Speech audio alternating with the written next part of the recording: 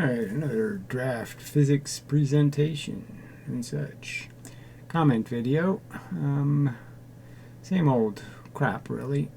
No real arguments about how what I'm saying can't be right. That is, what experiment creates a outcome that is incompatible or impossible for my mechanism to account for.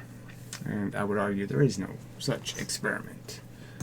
At least none that are not, insanely convoluted. I mean, you can't really call LIGO an experiment, in the classical sense, because it's made out of so many pieces where there's assumptions drawn about what's taking place, causes and effects that have been predefined and could be wrong. So anyway, yeah, I think that's probably enough of a beginning. Let's just update. I am willing to have live conversations in a YouTube room with anyone who has a working mic and can be reasonably polite in terms of interrogating me regarding my physics, and as long as I am allowed to ask some questions and get some sort of answers to do the same thing, interrogate their physics. So there's no running away, I'm not hiding from critiques. I welcome ones that are on the subject, and most aren't, and that's the real problem. But anyway, just saying. And I'm willing to pay professional physicists for their time. Yeah, when the other guy said that about Kent Hovind, so again, just more ad hominem crap, really. I mean, it's just useless tripe in the sense that there's, obviously I don't have anything in common with Kent Hovind, who lies demonstratively, and who's just a propagandist for a silly God theory. Clearly there's no dogma here. I'm not claiming some extraordinary thing. I'm claiming a very simple answer to visible phenomenon. So no similarities, but go ahead and just lie. I mean, that is really a lie, right? When you make a comparison between apples and oranges and they're very different, that's just lying. I think he had a genuine brain fart. So I don't know what that means as a commentary, right? It's being satirical. As far as I'm concerned, both of you delude yourselves with your own made-up crap. So who you're talking about, Ken Hovind and me, or the subject of the video, which was Ken Wheeler? Wasn't it the Ken Wheeler video? I don't know. Seems to me it was. Yeah, that's Ken Wheeler's channel. So you can't even be even reasonably understandable in your presentation of your crappy argument, and then misrepresent, deny, and distort the science arguments made. Now, I play the video, so again, this idea that I misrepresent something is just a grotesque lie. I mean, I play the fucking videos. You can't misrepresent somebody that way. I don't talk over them. I pause the video, and then I speak my speak, they speak their speak. It's all there. The transcript is produced by YouTube. There's nothing edited or distorted. So this is just such a fucking lie. I mean, it's such a lame, whiny excuse for losing an argument, that somehow I cheated you by playing your argument in full, quoting you entirely and accurately. And that's not good enough? You're just such pussies. Made and then evade any responsibility for putting out your own claims. And again, how am I evading the responsibility when I'm pleading essentially for somebody to make a counter argument, to make some sort of rational argument for which they'll be accountable for, not this slanderous mush that you people type.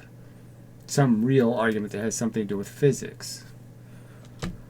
For example, the lie that the Hubble telescope should be able to point it near the sun. Well, I don't know how it's a lie. I mean, it's a telescope. Clearly it has a cover and shields. Clearly it could be made, small aperture. You could open it just a little bit. It's just a fact.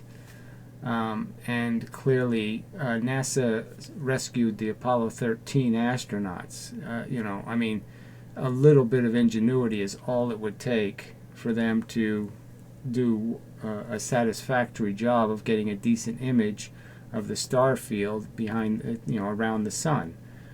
I mean, it's so much easier than waiting for eclipses, and it's so much clearer than the view you get from Earth with the atmosphere in the way. So, I mean, in every way, it's the right way to do the experiment.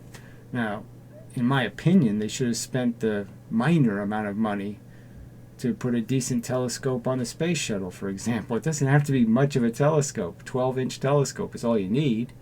And in space, it probably don't even need that.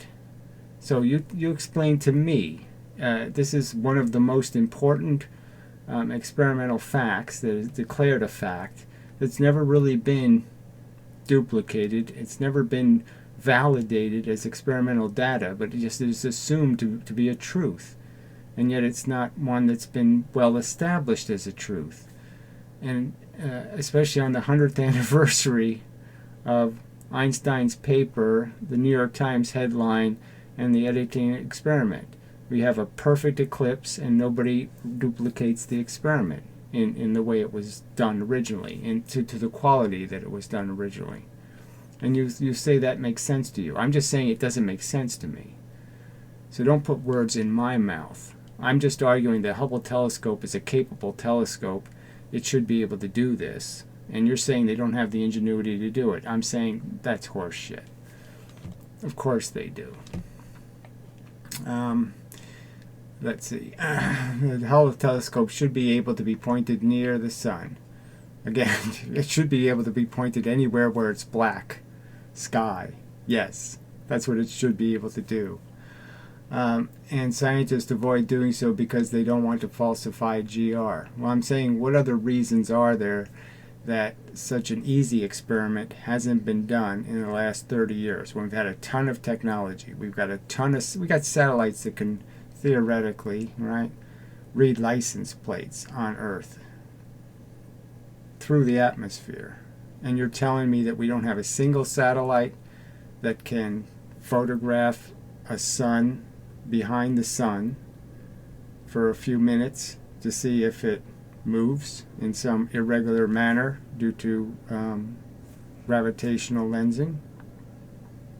I'm saying, you think that's a valid argument? You can defend that. I'm saying that seems indefensible to me. We've had the technology for more than 20 years to do a perfectly satisfactory job, and no one's done it. And to me, it goes beyond credulity that such an important scientific experiment hasn't been done correctly. There's a deviation of Snell's law, a derivation of Fresnel equations. So what?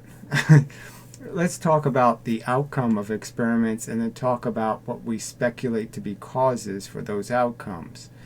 Talking about mathematical equations that are on their face, admittedly approximations that only work under ideal circumstances, right? I mean, Fresnel equations only work in tiny distances with slits that are minuscule. Starting from the wave equation, U question mark.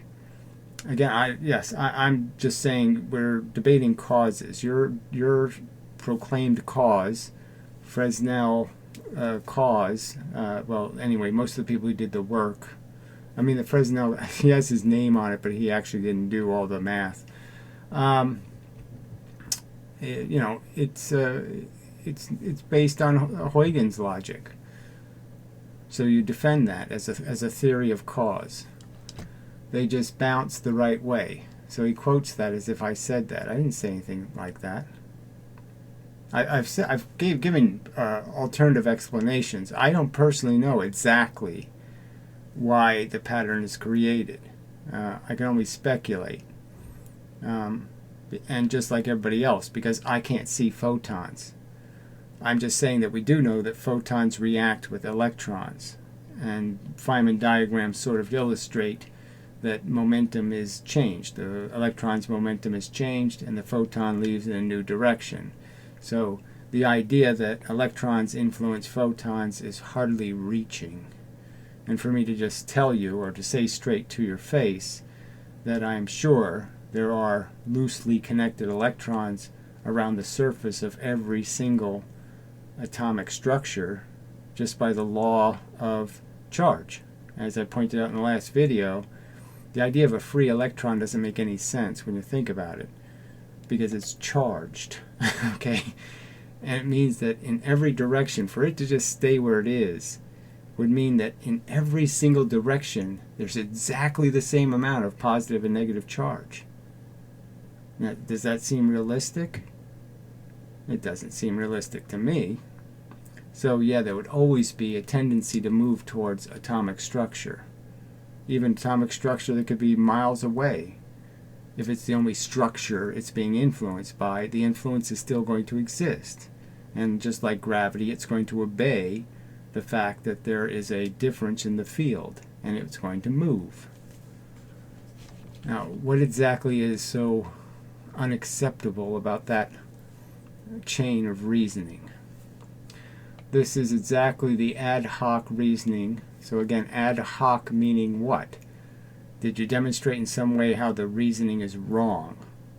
That reasoning can't work? No. Comparable to God just placed the fossils there to test us. No, you're the one who's saying the geometry just makes things move. You're the one with the God explanation. No physical explanation for why the electrons and protons are moved in gravity. You just say they move. They somehow sense something. You don't even have a field when it comes to gravity.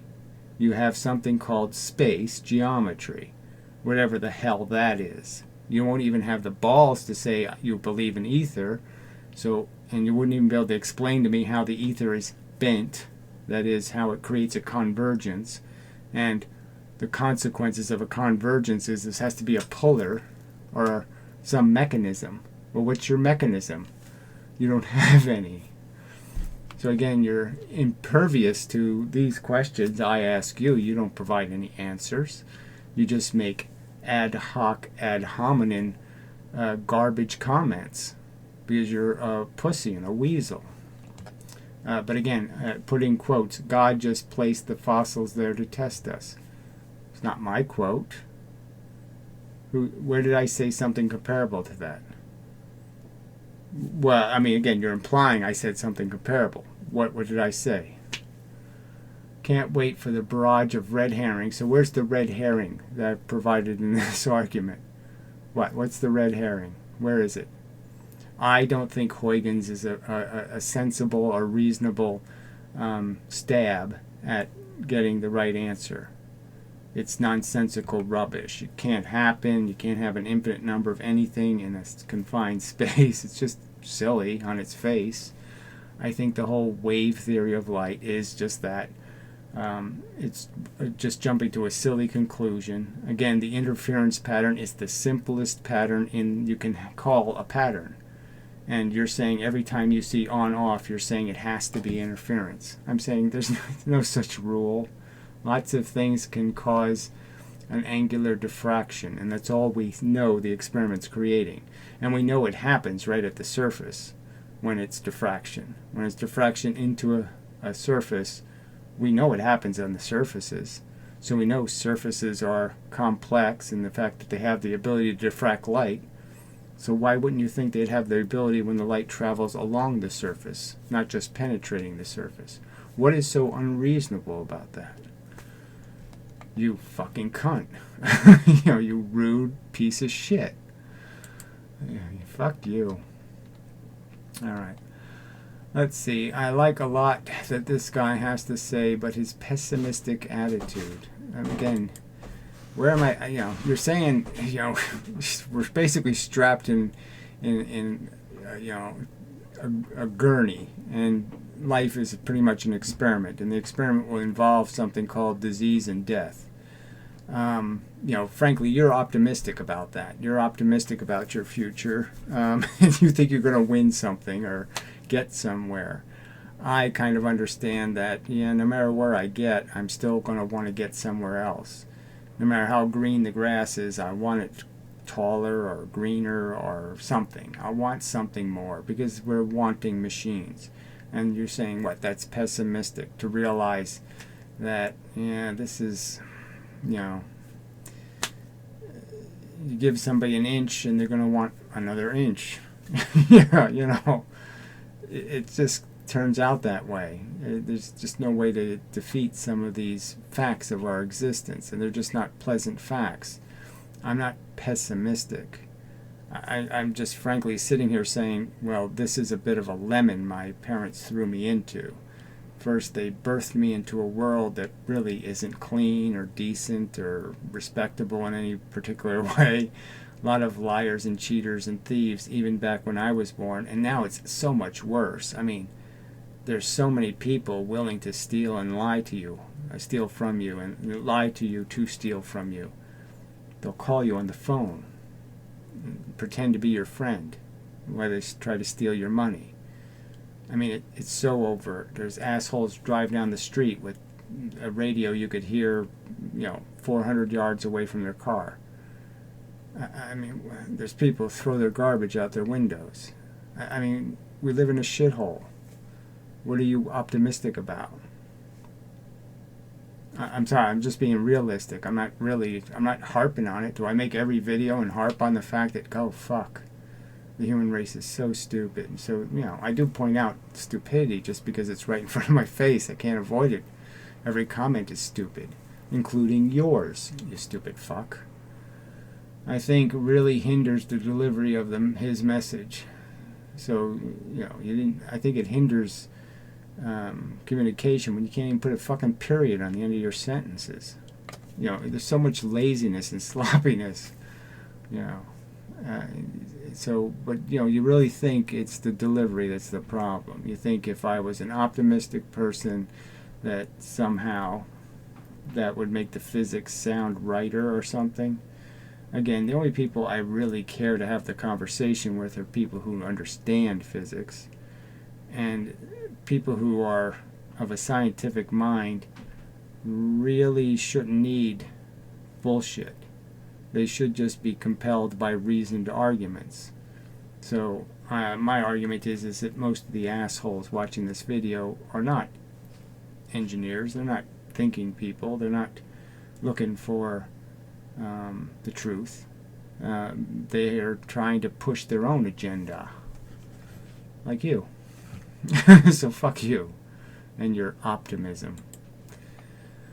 Alright, Superior Mind. Proposals for future exploration include automated lighter-than-air probes. Well, I don't even know why, obviously you can't do much with a lighter-than-air probe.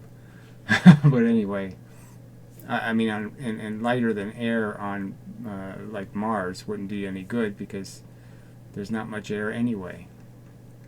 Even Russia has looked at using an unusual breed of LAT-style aircraft for war strategy.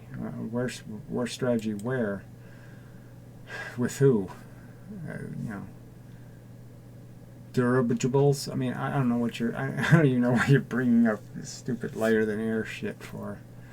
Interstellar travel is a different story. Well, that should have just been the only story you played with. I don't know what this lighter-than-air crap had to do with anything. And normally too long. I don't know what that means either. Dangerous, and passengers are unnecessary. Well, they're always unnecessary, right? We've already proven that with drones. Even lighter than air, this, that, it doesn't matter. Delivery would be irrelevant. The two subjects really aren't the same thing. But clearly, any technically advanced civilization wouldn't bother making the trip in person. They would always send a probe first. It's just logical. and may require, I mean, they can just send back the 3D video. I mean, what the fuck? And may require helisphere shields. Well, I don't even know what that means. So automated probes would be a better option. Yeah, I don't know what a helisphere shield is. They don't need domes or globes or windows or any of that horse shit. Let's see, Tyler Johnson. Oh, jeez, Tyler.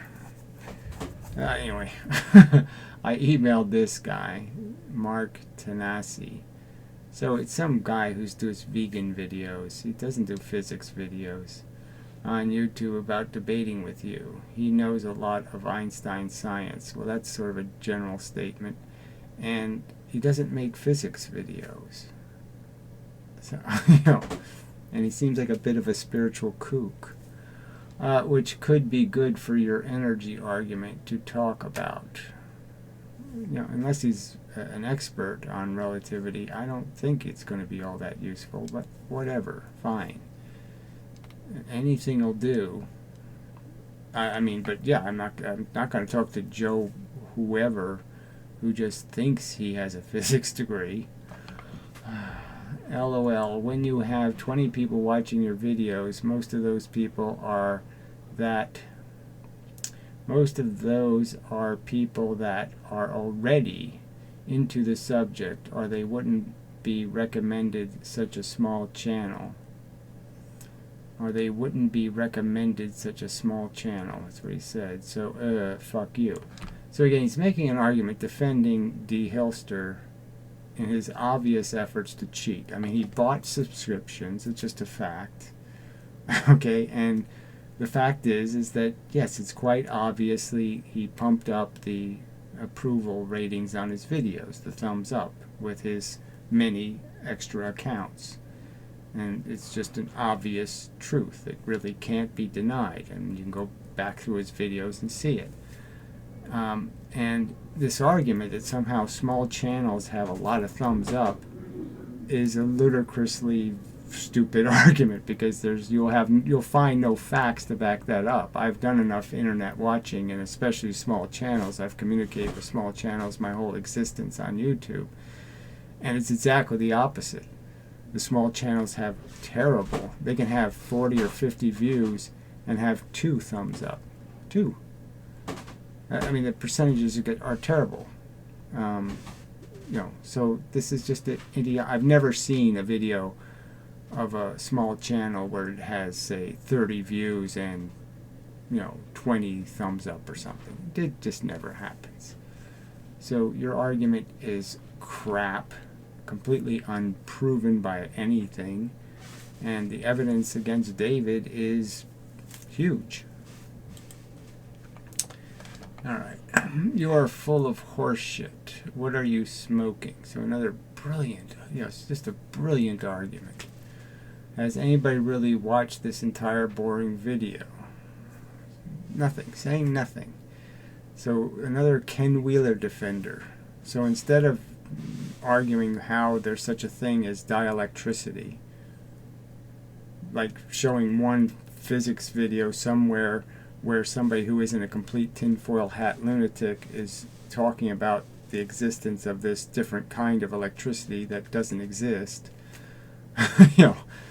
And again, these are ferrocell videos where I'm pointing out how the ferrocell isn't showing light being bent.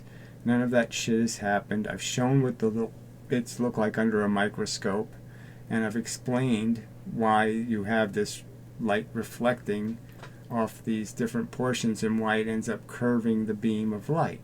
And so I've provided you explanation, and you just don't care about the truth. You want to believe a lie. I can't help you. You're just too fucking stupid. And you're stealing Bart Simpson's name, which is really bogus. So we'll block you for that alone. Now you're making fun of the clothes he wears. How mature. Well, what did you just post as a comment? Absolute garbage. But I don't think I made fun of his clothes, frankly. I think that's a silly comment. I have made fun of what's in the clothes. And again, this is coming from somebody defending Ken Wheeler, who calls everybody else an imbecile and a knuckle dragger and some ignoramuses and backward and all this stuff. So fuck you. It's too silly. Alright, so off to the spam folder, which was interesting. I didn't, hasn't been anything in it for a while. But, Grace is another, I don't get this whole, put shit in here. I don't do this symbol shit, whatever this is. I just don't do it. And then a music video, which really not interested. And then she's going to look for somebody at her university. And I could talk to her friend Frank, who I don't know Frank from Frank. So whatever. And then look at this crap. What is with people? Why would they think this has got to be interesting to anybody? Just, I don't know. Alright, so here's a real obnoxious fuck. So we'll read some of his shit. Greg Chase. So more of this, whatever, bold type people and all this shit. You're on the right track. No, you're not getting any of what I'm talking about. Not even close. Starting at time 10:08. Let's see what video it was. Oh, Wallace Thornhill. Jesus Christ. Electric Universe loop-de-doo. You described the Kashmir Force, what you called the shadowing. No, I didn't call it that. So just a lie. I said overtly the Kashmir effect is caused by charge. This doesn't have anything to do with gravity. It's just idiotic for people to think it has something to do with gravity. It doesn't have anything to do with gravity. It has to do with the fact that if you bring electrons are on the outside of atoms. Every idiot should be able to figure that part out. So if you bring two things next to each other, you got to understand all the electrons are on the outside there and all the electrons are on the outside on these atoms. And those electrons hate each other. So one side is going to have to flip its butt. It's going to have to reduce its electron profile and increase its proton profile. So one side's going to have to go positive, that is, the atom's going to have to expand or contract, and the other side's going to do the inverse, so they'll be compatible with their distance from each other. So all that really happens is one side ends up going positive and one side ends up going negative, and the choice of which one goes which way is completely random in the sense that it just kind of depends on which side has a little tiny bit more electron exposure than the other side, or a little tiny bit more charge to start with, and that will just be accelerated. But I've never said it's gravity. The experiment results of testing the Kashmir Force proved the existence of more nonsense. Nothing gets proven by these experiments. It's just a piece of evidence. And again, there's better explanations than their wacky explanations. Prove the existence of the background field. So again, how so? What you call little BBs? Not really. It's just not true. So let's see what he did here. How he tied Kashmir to this crap. Okay, so this was, the subject was stochastic electrodynamics is an extension of the de Broglie bomb. So this is just the stupid interpretation of the two-slit experiment nonsense. Where they where they do the silly thing, the de Broglie thing of giving things with velocity and they call it a frequency. Just idiotic things. Things that are just totally break language, that are just wrong. Electrons don't have a frequency. The background field is introduced as a Lorentz force in the classical Abraham-Lorentz-Dirac equations. Right, so more Dirac nonsense. Antiparticles. where the classic statistics of the electric and magnetic fields and the quadratic combinations thereof are chosen to match the vacuum expectation values of the equivalent operators in QED. So this, again, this is just bullshit. So there's no point. Believe what you want to believe, but that isn't why when you put two objects very close to each other, there's an attractive force. There's an attractive force because they have to change their charge. Also, the Lamb shift experiments and spontaneous emission. There's no such thing as a spontaneous emission, so that's just baby talk, in my opinion. Anybody knows anything about physics knows spontaneous is just an idiot word. It has no meaning in physics. Also prove the existence of the little BBs. So again, I don't call them little BBs, I call them force bits, and we know that they have two polarizations, which is really fundamental. So just calling them little BBs just isn't really saying enough. Just mention this because you tie what you're saying to know. Just mention this because if you tie what you're saying to known positive experimental outcomes and known science, it adds legitimacy to your discussion. Well, I'm sorry, I don't think your interpretation creates any legitimacy at all. If you tie anything you're doing to Dirac, you're not going the right direction, okay? Because Dirac is full of, it's just nonsense. And Huygens and gravitational lensing, it's all nonsense. So if your theory is sounding like that, then I think you're in big trouble because that's garbage science. However, at around time 1050, as you discuss the declining inertia gradient, well, you put that in quotes. I didn't do any such thing. I never said the words declining inertia gradient. Never said them in my life. That's not my quote, so fuck you. That we call gravity. I call it gravity, okay, but I don't call it declining inertia gradient. More pressure behind than in front. Well, it depends on where your front is. At the moment, there's more pressure on my head than there is my ass. You make one error. Fuck you. When falling due to gravity, you do not accumulate extra charge. I never said you accumulate any such thing as an extra charge. So more nonsense. Who are you talking to? I never said these things, you fucking liar. So why are you saying I said any such thing? And extra charge from the background field. No, you acquire more and more velocity. The acceleration is additive. So as you keep accelerating, you keep increasing the velocity. Not complicated. The proof can be detected from accelerometers. Accelerometers, I said. Say you get in your sports car and step hard on the gas and you're pressed backwards into the seat as your car accelerates hard. Yes, because you're not directly physically connected to the car. So you'll move first and then, okay, you'll still be pushed into the seat and you'll still feel acceleration. You can't avoid it as long as the car keeps accelerating. So what's the difference? You feel acceleration. The car probably doesn't feel much. It's not a feeling instrument, but you'll always feel acceleration.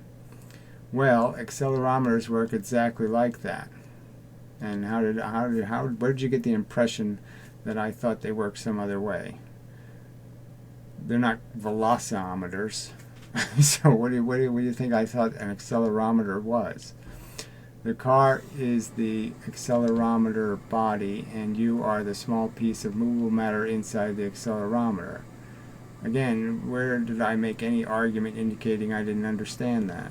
That acceleration, by definition, is movement. When the accelerometer shell is accelerated, the small piece of matter inside it gets pushed back into the seat, i.e., is displaced, or more accurately resists being accelerated. Regardless whether it moves relative to the piece or not, it doesn't matter because it will have mass, just like we have mass on the seat. Just like a scale is measuring, a physical scale is measuring essentially my acceleration. What else do you think it's measuring? When a scale is on the ground and I step on it, what do you think the fucking thing's measuring? It's measuring my acceleration. Just like your body is in the accelerating sports car. So, this is coming up to, I think, a really dumb conclusion. I mean, he's heading for a real plot flaw. That's inertia. Well, fuck you. There's no such thing as inertia. All there is mass. And mass requires time to move. You can't move it instantaneously. You have to hit it with force. And the efficiency of how the force is able to apply this, the transfer of the energy, is the tricky part, right? We don't have any perfect way to apply force where we get 100% efficiency out of anything. But yeah, that's what it requires. It requires you to push. Every proton and electron has to essentially be pushed. So you have to put enough force in for the force to be distributed over the entire object and move all of it. And for different objects, that takes more time. That's inertia, holding you back. There's no inertia holding you back. Inertia is just a word describing the idea that acceleration isn't instantaneous, that it takes time to move matter. The force moves at the speed of light, and the force must act on all of the matter, so it must be spread across all of the atomic structure, and there's a lag time in getting the force to all those locations. So when you poke something, the poke has to be spread over all the matter. That means it has to go all kinds of pathways and all kinds of inefficient directions. So it doesn't happen instantaneously. It happens at the speed of the travel of all that force through the medium.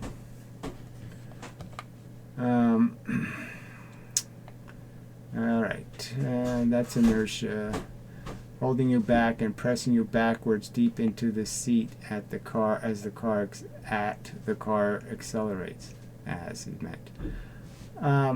So again, no, there's no inertia. It's one of those words that were just invented that really don't get to why something happens.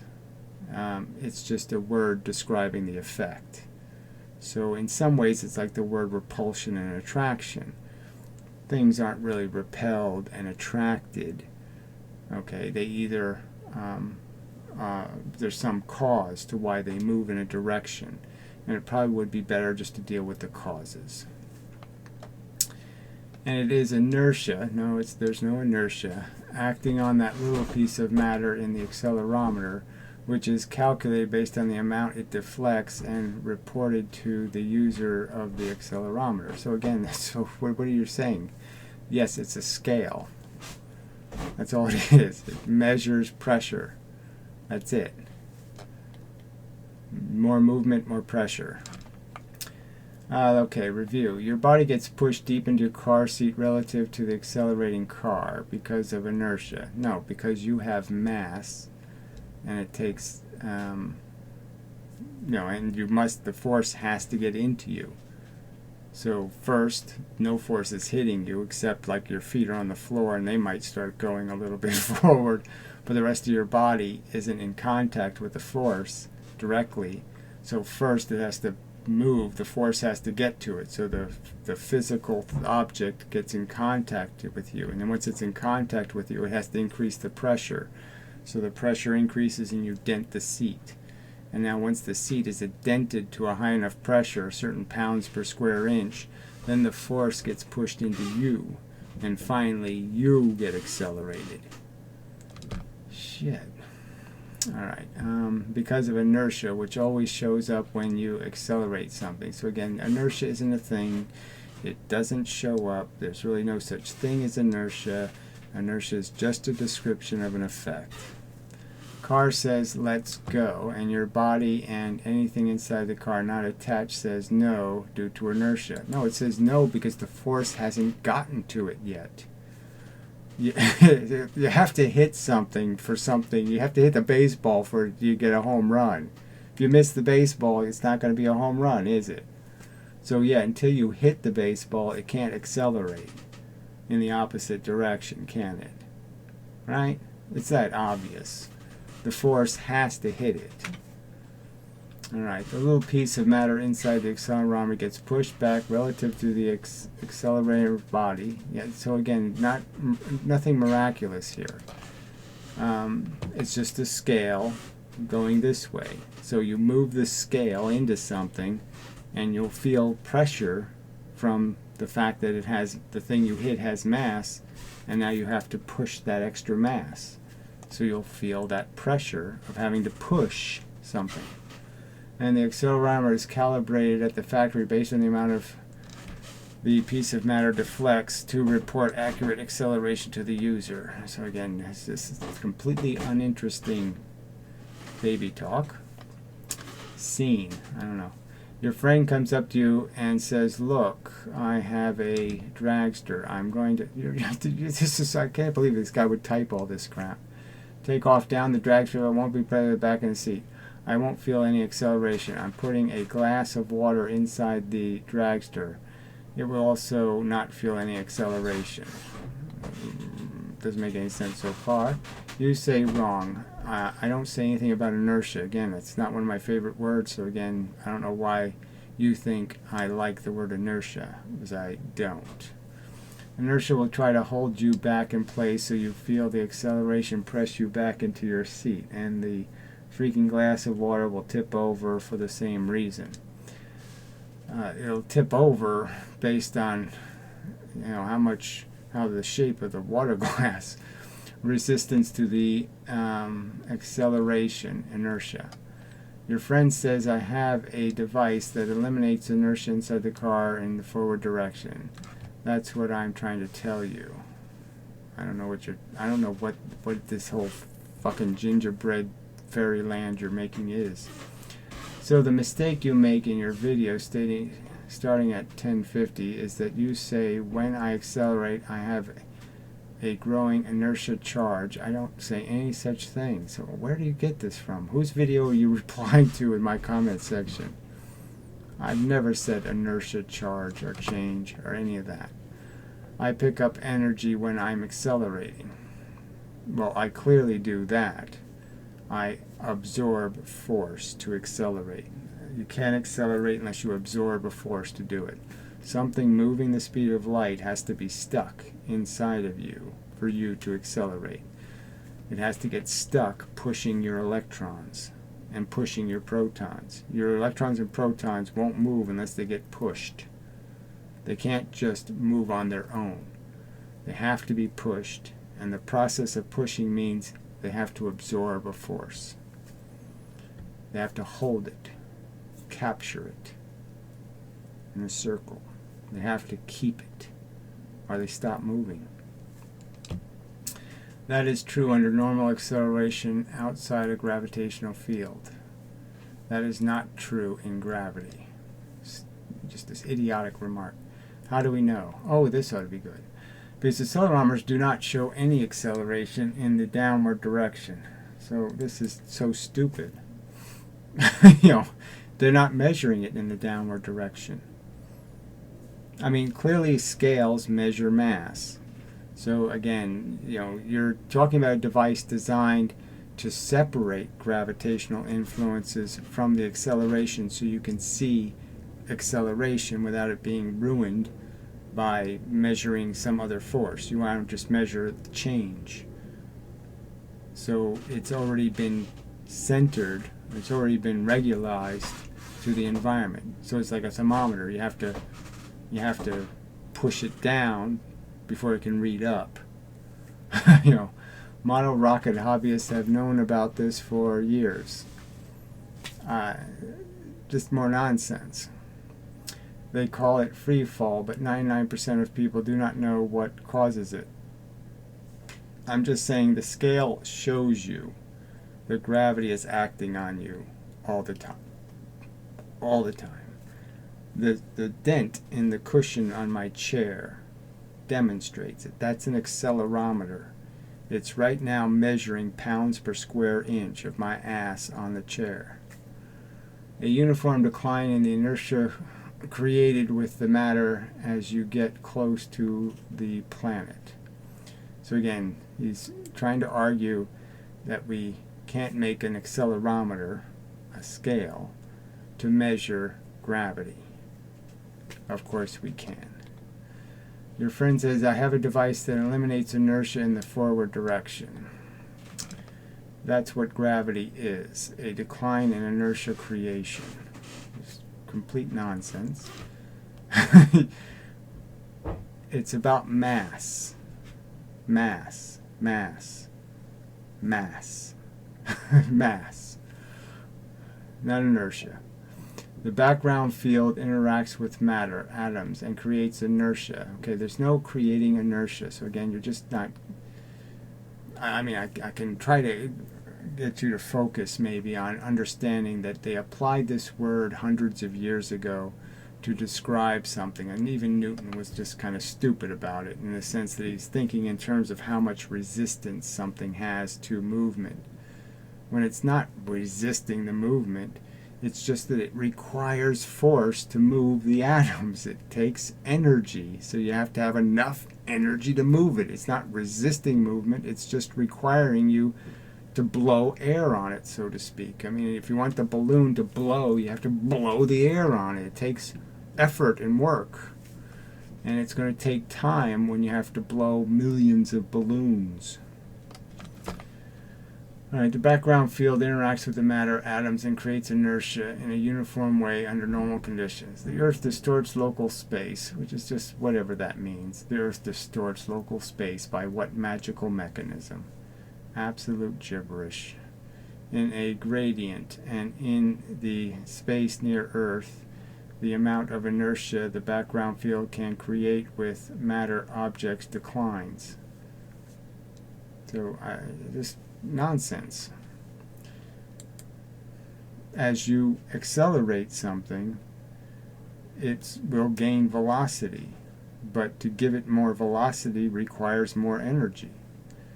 And the decline increases as the matter object gets closer to the planet. More nonsense. It doesn't get any lighter. It gets harder to make it go faster with the square of the distance. Clearly the force gets stronger the closer you are. There's more force hitting you. So if I'm right next to a light bulb, the light is very bright. If I'm further away from a light bulb, the light is dim. And it's, if you thought of the light in an inverse way, I could make a negative light bulb. It's the same effect, and that's all the difference is. Okay, square of the distance. What is the exact physical nature of how the Earth atoms deplete the background field's ability to create inertia? Question. You already know. No, I don't believe any of that nonsense. I don't believe the Earth dents space.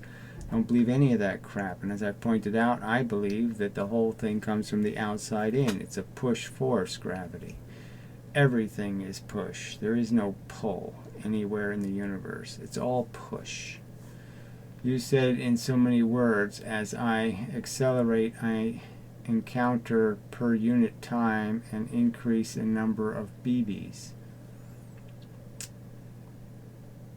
Yeah, as I'm accelerated, I keep the velocity of the acceleration. And so every second more force is being applied. I already kept the force that was applied a second ago. I stored it. I keep it. I've got it trapped. Now I'm going to trap another second's worth, another bundle of energy. And I'll go faster. Then I'll capture another bundle of energy in the next second. And I'll go even faster. Virtual particles interaction.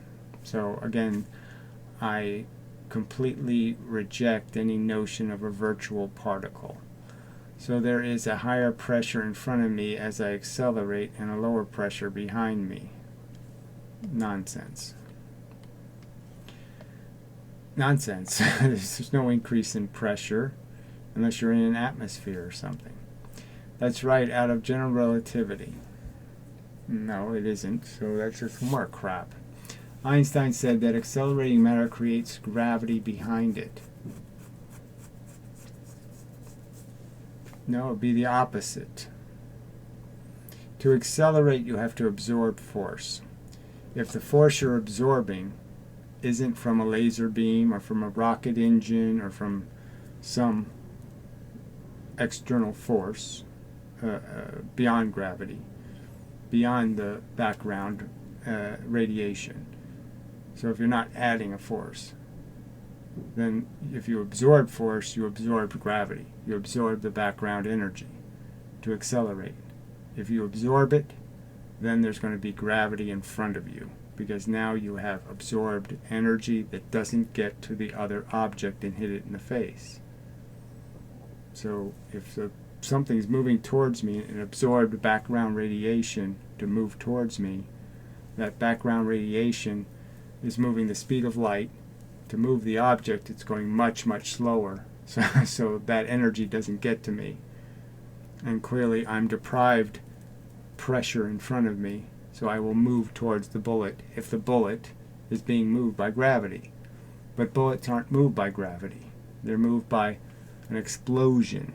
Okay, so they didn't absorb a force that was already in the field. They absorbed a force that was added to the field. All right. Accelerating matter creates a pressure wave in front of it of inertia. So this is just all nonsense. No such thing happens in empty space. And lower inertia creating ability behind it. Just garbage. This has come to be known as dynamic gravity from GR. Well, it's garbage. The atoms of Earth are under constant acceleration.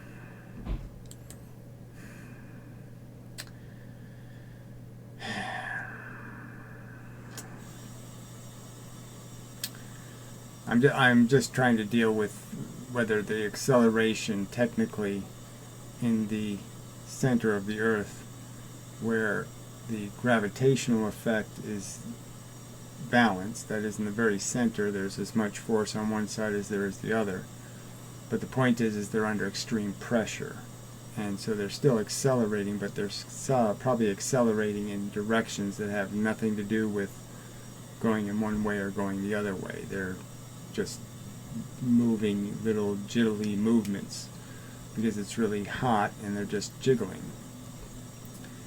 Alright. The atoms of Earth are under constant acceleration, centripetal acceleration. So none of that's happening either. This has nothing to do with spinning and rotating and all that horse shit. And that reduces the background field's ability around the planet to create normal amounts of inertia with matter objects. So that's just horseshit too.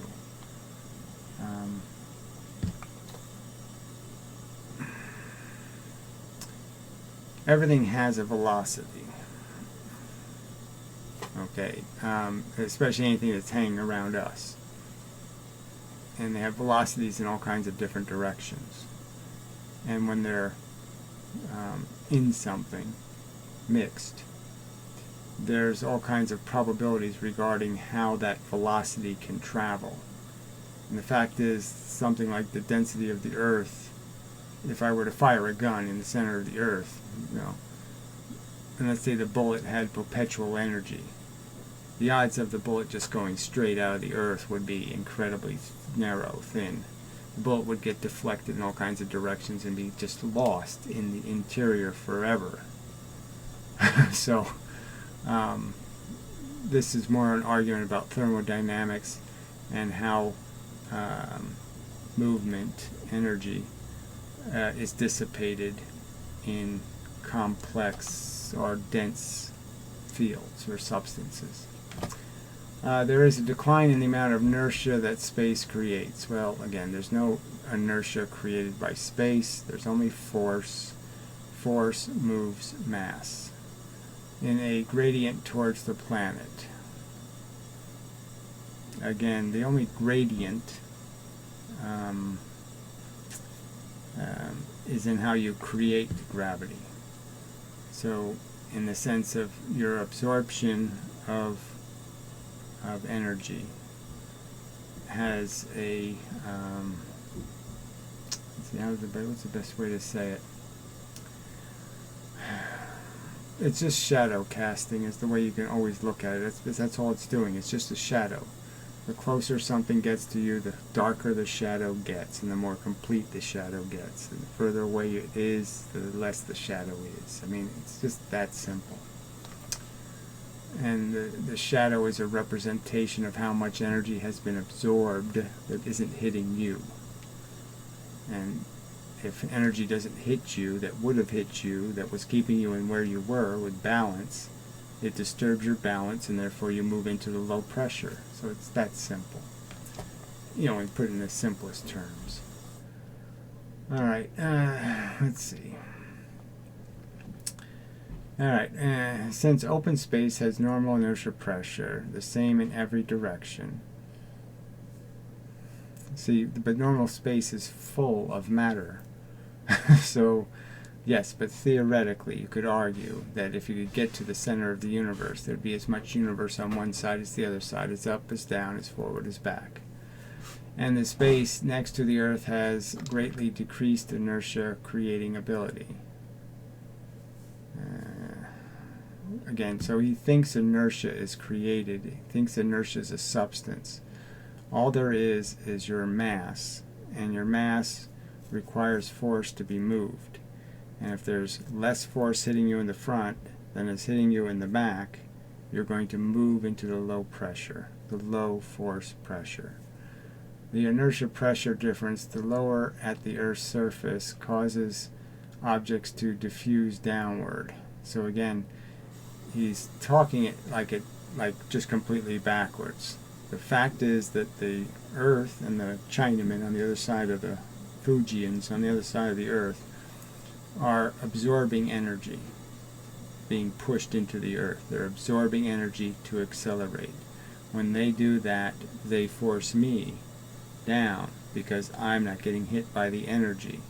I'm getting hit by more energy above me. Then I'm getting hit with the same energy above me as the Fujian is getting hit on the head.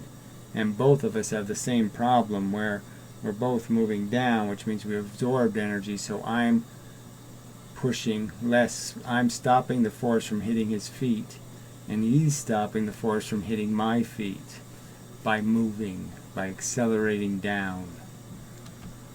Okay. There is a decline in the amount of inertia that space creates in a gradient toward the planet. So inertia, space creates inertia, which is just wrong and stupid. Gravity is a declining inertia gradient. No, it isn't. It's a force. It's a background force, just like the cosmic background radiation. Gravity is a force coming from all directions, in all places in the universe. It looks the same. It's this even amount of energy, okay, coming from all directions. Mostly even. Gravity is not a force. Yes, it is. It is a diffusion effect. Fuck you. Matter diffuses, whatever the fuck that means, out of high inertia pressure to low inertia pressure. Pressure caused by what? Has to be caused by a force. Forces move things. Forces create pressure. But I'm about 90% sure you already know that. Well, you're wrong. I don't know anything about your magical sources of pressure, your invisible, fake, undefined forces. Because you implied that in your video. I did no such thing. I overtly say the forces move the speed of light, the matter moves much slower, which means the forces are effectively being retarded in their progress, which affects the things they would have affected if they weren't retarded in their progress. You know, the thing that is a bummer is if you tell a STEM graduate a cubic volume of space is a uniform inertia creation ability, well, again, I wouldn't argue that the space creates anything, There is stuff and there's nothing. There's things and nothing. The force is made of stuff moving the speed of light. Little quanta bits of stuff. It all has momentum. So magnetism is created by these little bits. They have momentum and they impose their momentum. Their momentum is absorbed by something for a period of time. But that changes when near accelerating matter objects like planets, they won't get it. I don't think anybody should like any theory that talks about space producing anything. Nothings don't produce anything. They don't produce somethings. Despite the fact that the Kashmir force and Lamb shift and spontaneous emission, so again more nonsense, spontaneous, just such a frickin' idiotic word for any intelligent person to use, prove the existence of the background field. So a minute ago you said there's no force, and then you say there's a background field. A field of what? It has to be a field of force, it has to be a field of energetic momentum, particles, things that move other things by hitting them. And we know they do that because we can measure how fast they're moving. But look at all that crap this guy typed. And here's another big pile of it. Look at all this shit. Fuck, I'm tired. Alright. Well, see, this wormhole shit I'm not going to like at all. So we'll do a little of this and then maybe I just give up. Since what we call gravity is simply a reduction in the space surrounding the Earth's ability to create normal amounts of inertia with the matter objects. No, it isn't. And since this decline in inertia grows in magnitude as you approach Earth's matter, so again, there's no decline in anything called inertia. There's an increase in the amount of force. The closer you get to the Earth, the more shadow, obviously, the Earth is creating. The closer I get to an object that's blocking something, the darker and deeper the shadow gets. The Earth's atoms, by the way, their constant acceleration are creating this declining inertia gradient in space. So you're just going to say the same crap all over again? Space recovers its full inertia creating ability as the Earth moves from one area of space to the next area as it orbits the Sun. Just more absolute nonsense. Another way of saying that the Earth's gravity is strictly local to the Earth's accelerating atoms. Clearly, no gravity is local. Gravity is forever, like photons. They don't go away. They have to be absorbed by something somewhere.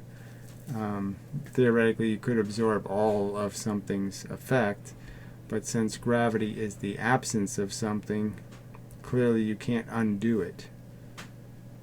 Right? You can't undo gravity. Gravity is absorbing a force, therefore its effect on something a billion or trillions or a zillion light years away is you can never undo it. You block the photon didn't go where it was going, that you can't undo with distance. In other words, Earth's accelerating atoms temporarily alter space, which is so silly. Alter space. I mean, just baby talk. The nothing changed into double nothing, or nothing with cherries and nothing a la mode. It's just stupid. Specifically, space inertia creating ability. So more, I'm going to use the word space and say space is a thing that creates things. I mean, why don't you just go kick an English teacher in the nuts? I mean, what's the point of having a language if you can fuck with words this way? You don't believe in space, you believe in some sort of ether shit. Call it what you believe it to be, some kind of pudding. Can a man-made device do that? Anything with mass does it, idiot. Sure, all you need to do is create a device that accelerates the atoms in the dense material. No, it has to absorb force. not accelerate the device itself. Well, it's impossible to absorb the force by doing anything other than accelerating an electron. So you have no hope of absorbing a force without causing acceleration. We're not looking for linear acceleration. We're not talking about traditional movement over some distance in space caused by accelerating the entire device. Well, I'm sorry, you have to accelerate the atoms. And the atoms are made of electrons and protons, and they have to absorb it. It's the only mechanism.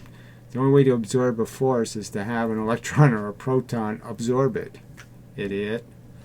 We're talking about plopping down a piece of material, then using a strong magnetic DC static not changing field to align all the atoms of the material.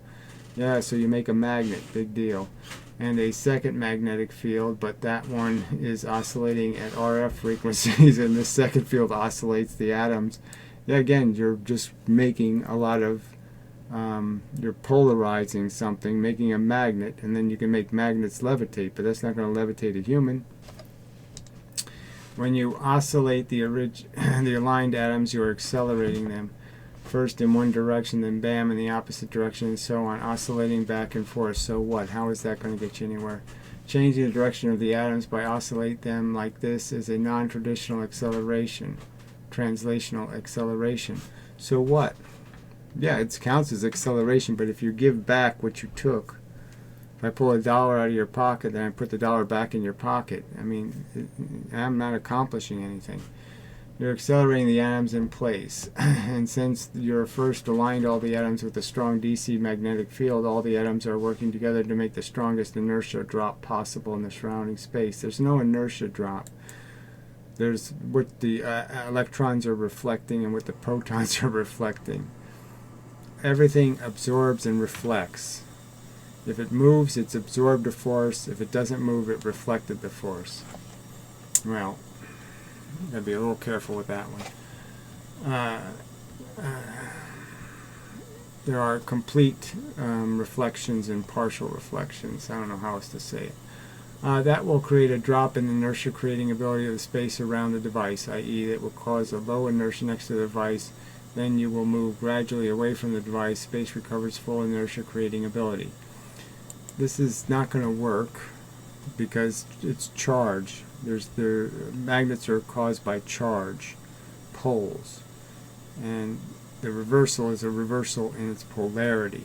So you are in fact going to give back any momentum you acquire, where gravity is something that happens like magnetism even, is something that happens outside the magnet. When the magnet's making magnetism, it's not feeling any magnetism from the magnetism it's creating. It's an effect it gives to the rest of the world. So gravity goes into the magnet, and the magnet polarizes the gravity and produces as an effect. It's not affected by what it produces. Something else has to be affected by what it produces. Something else that's magnetic can be affected. But it's the effect is after. That's the force leaving. It's not the force that's going to affect anything, the magnet itself. And gravity's the same thing. The Earth doesn't feel the shadow it creates. So you just create the declining inertia gradient like the Earth does, and the low inertia pressure zone next to the device. Well, none of this has been shown to work, so this is all just baby talk. If you now create a second device and put it into resonance with the first device's oscillations, you create an inertia-free tunnel between the two devices. Alright, well, I'm not going to bother with the rest of this, right? Because we already know this is perpetual energy kind of nutty stuff. You're not going to do any of this shit. None of these people trying to do any of this shit have ever done any of this shit. You're not going to do it. You want to overcome gravity, buy a lot of garbage and make a big giant planet in space, and put it equidistant from you as the Earth, and then you can create zero gravity. But anyway, so yeah, I think that's enough. I'm pooped, tired.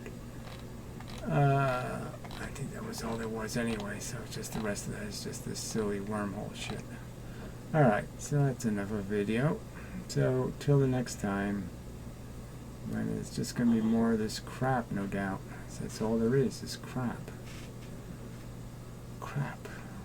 People just can't produce anything but crap. It's just so depressing. Alright, so, till then.